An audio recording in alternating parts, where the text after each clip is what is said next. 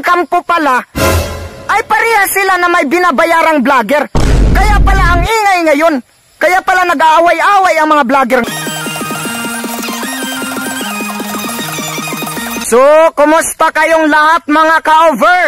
Ako si Commander Tatat. Kung ngayon mo palang napanood ang aking video, i-subscribe mo lang ang aking YouTube channel at i-select all ang notification bell para palagi mong makikita ang aking video.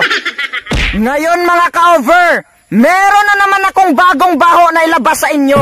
So manimaho na po ni silang tae mga ka-over.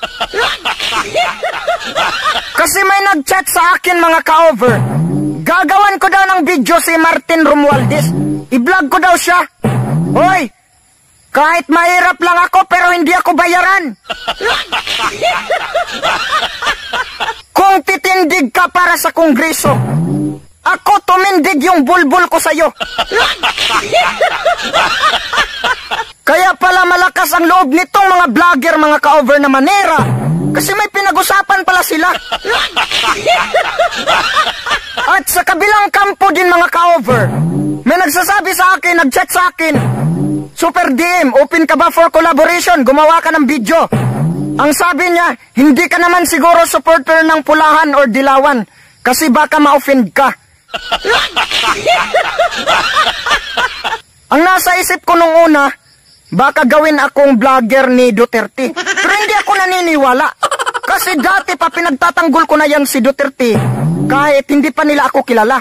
Kasi gumagawa sila ng mabuti. Hindi ako naniniwala na siya yun. Kaya ang iniisip ko ngayon, ay baka ito na yung mga tinanggal ni Marcos. Yung tinanggal sa posisyon, di ba? May tinanggal siya dati. Kaya nagagalit.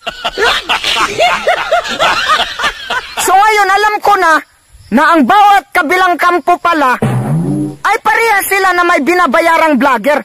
Kaya pala ang ingay ngayon. Kaya pala nag-aaway-away ang mga vlogger ngayon. Kaya pala ang lakas ng loob manera, hindi marunong makonsensya, hindi marunong gumalang, kasi may income pala. Hindi ko na lang sabihin ng direkta kasi baka ma-cyber libel ako. No? Malalaki pa ang source. Oh, pag may source, may income. Bakit kailangan nyo siraan si Inday Sara? Hindi naman yan kalaban ni BBM sa susunod na eleksyon. Hindi naman pwedeng umulit na tumakbo ulit ng presidente. Ano ba yan?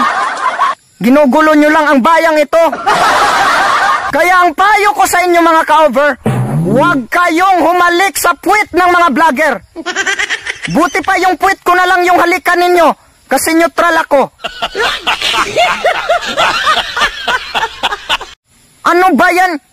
Yung vlogger ni Romualdez, kapag sinisiraan ng mga Duterte, sasabihin ninyo sa comment na, ay tama yan, sige banatan mo. Bayani ka kasi binabanatan mo ang mga malalaking tao katulad ni Duterte.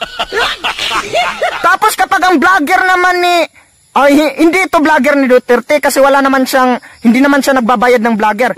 Tapos yung kalaban naman ni Romualdez na pinapatanggal, banat naman ang banat. Sayang lang yung pagpuri nyo sa tao kapag ganyan. Nagpo-promote lang ng away. Tapos kapag si Maharlika naman ang bumanat sa presidente, hala, halik na naman kayo sa puwit. Tama yan, banatan mo sila. May papayag na gaganyanin yung presidente natin.